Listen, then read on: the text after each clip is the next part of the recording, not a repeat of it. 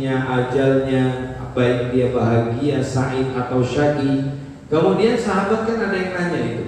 Kata sahabat kepada Rasulullah, "Ya Rasulullah, kalau semuanya sudah dituliskan oleh Allah, kalau semuanya sudah ditakdirkan oleh Allah Subhanahu wa taala, buat apa lagi kita beramal? Anam kusul kitabuna wa nada'ul amal." Lebih baik kita ngikutin aja catatan kita, takdir kita, dan kita nggak usah beramal. Apa kata Nabi? Bal i'malu, tetaplah kalian beramal, fa kullun muyassarun lima khuliqa lahu.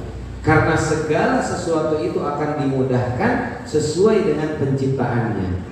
Nah, jadi kalau dari sekarang kita masih diberikan kesempatan hidup, berusaha semaksimal mungkin untuk meraih wafat dalam keadaan baik atau yang disebut dengan husnul khotimah, insya Allah mudah-mudahan kita semua mendapatkannya. Amin. Nah, itu yang difotokopi dibagikan tadi hanya sebagian dari usaha kita. Mudah-mudahan Allah wafatkan kita dalam keadaan husnul khotimah. Itu doa ada di awal-awal muqaddimah daripada Syekh Nawawi bin Umar Al-Jawi, ya, tentang doa meminta kepada Allah yang akan menjadikan sebab kita meninggal wafat dalam keadaan husnul khotimah. Doa yang pertamanya itu, Allahumma akrim hadhil ummatal muhammadiyata bijamili awaidika fid daraini ikraman liman ja'altahu min ummatihi sallallahu alaihi wasallam. Ada 3 doa di situ. Nah, tulisannya mungkin fotokopiannya kurang jelas. Itu tulisan saya sendiri. Ya maaf kalau kurang bagus. Ya, itu doa yang pertama, termasuk doa menjadikan kita sebab meninggal dalam keadaan husnul khotimah. Kalau kita perhatikan makna kandungannya, itu doa nggak ada kita di situ minta husnul khotimah. Yang ada justru di situ kita minta kepada Allah agar Allah muliakan umat Nabi Muhammad Sallallahu Alaihi Wasallam. Apalagi doa yang keduanya itu yang agak panjang, cuman dibacanya antara sholat subuh, antara qobliyah subuh dengan sholat subuh. Jadi habis qobliyah subuh, ya, sebelum sholat subuhnya tuh baca itu, Allahumma ighfir ummata sayyidina Muhammad, Allahumma arham ummata sayyidina Muhammad, terus panjang. Semua doain umat Nabi Muhammad, nggak ada di situ minta husnul khotimah. Tapi kenapa dikatakan di situ doa menjadikan sebab husnul khotimah? Karena disinilah rahasia di dalam berdoa. Apa rahasia di dalam berdoa? Ada kerisauan, ada perhatian kita terhadap umat Nabi Muhammad Sallallahu Alaihi Wasallam. Terkadang introspeksi kenapa doa kita lambat sekali untuk dijawab oleh Allah. Faktor pertamanya bisa jadi karena kita jarang mendoakan orang lain. Benar apa benar, Bu? Kadang doa itu kita selalu egois untuk diri kita sendiri. Minimal paling doa orang lain ya buat orang tua doang, tapi doain yang lainnya, saudara-saudara kita jarang. Makanya minimal kalau kita mau cepat doa kita dikabul oleh Allah Subhanahu wa taala, banyak-banyakin doa untuk orang lain. Karena mendoakan orang lain itu juga sama, doa itu akan terlimpah kepada diri kita. Mudah-mudahan Bapak Fulan bin Fulan urusannya dilancarkan oleh Allah. Itu juga akan kembali nanti urusan kita akan dilancarkan oleh Allah. Terkadang ini rumus Al-Quran ini, rumus langit, bukan rumus dunia, bukan rumus akal kita. Ketika kita punya masalah, Bu, justru yang dianjurkan oleh Nabi itu adalah kita berusaha untuk menyelesaikan masalah orang lain. Pikir kita kan ngapain ngurusin orang lain? Kita aja lagi ada masalah, tapi justru dari situlah sebab kita menyelesaikan masalah orang lain, Allah akan menyelesaikan urusan kita dengan cara Allah, bukan dengan cara kita. Nah, ini sebenarnya itu ya rumus yang ya hanya sebagian yang bisa berani untuk mengamalkannya. Di saat kita lagi perlu, tapi justru kita mengutamakan orang lain, nanti Allah akan penuhi semua kebutuhan kita baik dunia dan akhirat. Kenapa? Karena kita ada isar di situ, mendahulukan orang lain. Amalan tertinggi daripada para aulia Allah, para wali-wali Allah, termasuk Sayyidi Syekh Abdul Qadir Jailani qaddasallahu sirra, yang dikenal dengan Sultanul Auliya, ya, rajanya para dalam salah satu makalahnya yang terkenal itu beliau mengatakan, ma wasalani ilallahi bi kasratis shalah wal siyam walakin bi salamatis sudur. Aku ini tidak sampai kepada Allah, aku ini sampai kepada Allah bukan karena banyaknya puasa maupun banyaknya sholat, tetapi karena selamatnya daripada hati, di mana hati para aulia itu banyak memikirkan orang. Nah, kembali di dalam berdoa. Jadi mulai kita rubah daripada doa kita, mungkin kita bagi setengahnya hajat kita, setengahnya lagi kita banyak doain orang lain. Insya Allah dari situlah nanti doa kita, semua urusan kita akan dilancarkan oleh Allah Subhanahu wa ta'ala.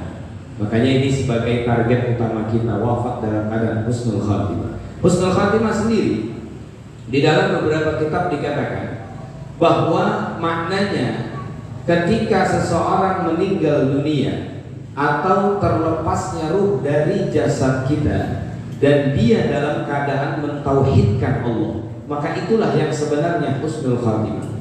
Wafat dalam keadaan iman dan Islam, terlepasnya ruh dari raga kita, iman kita ini masih menancap, iman kita masih la ilaha illallah, masih itu. Untuk keadaannya itu semua bonus dari Allah, hanya menjadi tanda-tanda saja.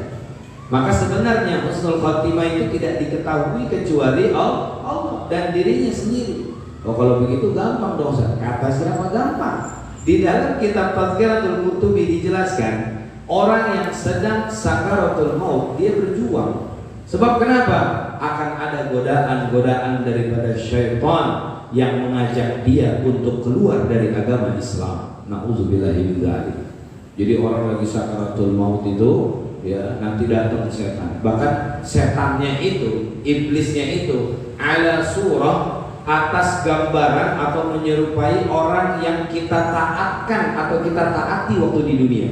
Baik ala surah abihima, gambaran orang tuanya atau syekhihima atau keduanya, untuk mengajak orang meninggal dalam keadaan su'ul khatimah, na'udzubillah. Dan ini dialami seperti Imam Ahmad bin Hanbal itu dalam cerita nazaknya ketika beliau sakaratul maut ditalkinkan. Cuman memang kalau dalam bab talqin untuk orang yang sedang sakaratul maut itu dianjurkan saja kalau bisa, ya, orang lain, jangan yang bersangkut paut sama ahli waris. Ya, jadi kalau ada orang tua yang sakaratul maut, jangan anak yang talqinin, kalau bisa temannya, teman berjamaah, tetangganya, jangan anaknya. Sebab kenapa? Khawatir aja yang namanya anak nalkinin orang tua niatnya double. La ilaha illallah, Pak, buruan Pak, tangan lebar banget ini. Nah, mobil ada 2 lagi, ngarepin warisan. Ya, wah, semua sampai kayak gitu, bisa jadi aja. Namanya anak, kita kagak tahu. Ya, masih kecil mungkin iya sayang banget sama orang tua, udah gede berantem mulu. Kapan sih bapak gua mati ini? Begitu aja urusannya. Makanya itu dianjurkan saja. Tapi kalau bisa tetap, ya, jangan sampai ada niat yang lain-lainnya. Nah, ketika ditalkinkan tersebut, Imam Ahmad bin Hanbal rahimahullah ta'ala sampai seperti orang yang sedang mengusir sesuatu.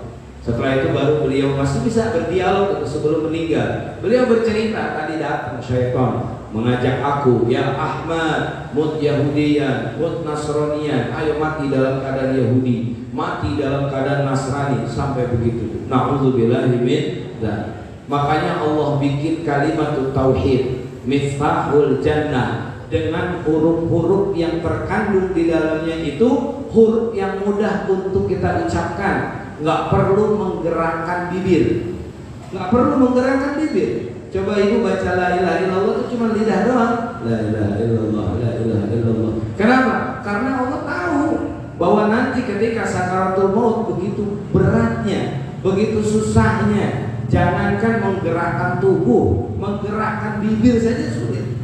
Makanya la ilaha illallah itu hanya lidah aja. La ilaha illallah, la ilaha illallah, begitu aja. Semua huruf-hurufnya seperti itu. Ya kalau ada rahasia-rahasianya tentu ada. Kalau dalam satu kitab dikatakan la ilaha illallah Muhammadur Rasulullah itu ada 12, ya, ada 12 huruf, ya. 6 hurufnya itu sifat-sifat dalam zahir, 6-nya lagi sifat batin, ya, sifat zahir dan juga sifat batin. Nah, husnul khotimah ini menjadi satu target dalam kehidupan kita. Biasakan terus berzikir kepada Allah agar kita wafat juga dalam keadaan zikir. Amin. Kemarin kan rame Bu ya, ada ustazah lagi mimpin baca doa khatmul Quran, kemudian meninggal dunia. Ngiri banget itu kita ngeliat. Belum tentu kita bisa kayak begitu. Masya Allah. Lagi baca apa itu? Wa ilahukum ilahu wahid, langsung meninggal. Masya Allah. Mungkin masa hidupnya selalu berzikir. Karena memang kata Nabi, mata nasu ala ma'asya alaih. Manusia akan meninggal sesuai dengan kehidupannya seperti apa.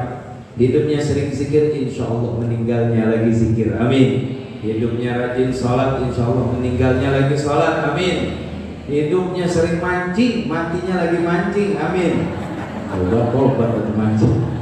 Mohon maaf. Ya mancing-mancing gak apa-apa, yang penting jangan sampai lupa kerja, lupa sholat, gitu aja udah. Lagi main, lagi banting kartu, datang Israel. Israel kan udah kagak pakai ini lagi, tawar menawar. Malaikat itu makhluk Allah yang nggak ada intervensi sama manusia, makanya disetting oleh Allah, nggak punya nafsu. Apa jadinya malaikat punya nafsu Pak? Disogok mulu orang kaya. Atit, lu jangan nyulis nih, iya siap, oke rapi, udah gitu aja. Nggak ada urusan kayak begitu buat malaikat Atit. Mau dosa mau siapapun dia dicatat udah. Ya, jadi Israel itu juga sama, nggak ada tawar menawar. Nabi Ibrahim alaihissalam didatangi malaikat Israel. Kata malaikat Israel, wahai Nabi Allah, Khalilullah, aku diutus oleh Allah untuk menjemput engkau, ya, untuk mencabut ruh engkau. Nabi Ibrahim nggak mau, nolak. Wah, hebat nih Nabi Ibrahim doang nih, ya, nolak sama malaikat Israel. Katakan kepada Allah, apakah ada seorang kekasih yang menyakiti kekasihnya? Kan memang Nabi Ibrahim ini digelari sebagai Khalilullah atau Khalilur Rahman, kekasihnya Allah. Coba sampaikan lagi kepada Allah, adakah seorang kekasih yang ingin menyakiti kekasihnya? Bingung juga mereka di Israel ini. Wah, repot ya orang. Akhirnya balik kepada Allah Subhanahu wa Ta'ala. Ya Allah, kata Nabi Ibrahim begini. Apa kata Allah? Sampaikan kepada Nabi Ibrahim, sampaikan kepada Ibrahim, adakah seorang kekasih yang tidak ingin bertemu kekasihnya? Masya Allah. Makanya jangan coba-coba makar sama Allah. Wa makaru wa makarallah wallahu khairul makirin. Allah itu sebaik-baik yang tipu daya. Ya udah, akhirnya pasrah Nabi Ibrahim dibilang begitu. Mana ada seorang kekasih yang tidak ingin bertemu dengan kekasihnya. Jadi walhasil, ini yang menjadi satu pikir kita bahwa meninggal kita itu akan sesuai dengan perilaku kita, dengan hobi kita, dengan kehidupan kita waktu di dunia. Makanya terus istiqomah dalam zikir. Zikir ini luar biasa. Nabi SAW katakan, arba'un man u'tiyahunna faqad u'tiya khairal dunya wal akhirah. Orang Bu kalau udah diberikan 4 perkara, sallallahu